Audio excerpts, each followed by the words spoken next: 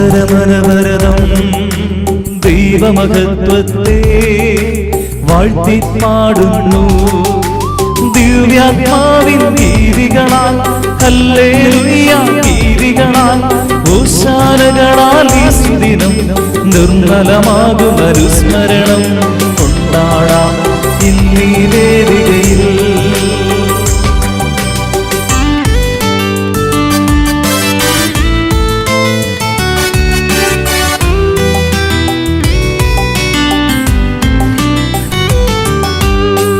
കരവിരുതല്ലോ വാനവിധാനങ്ങൾ ഉദ്ഘോഷിക്കും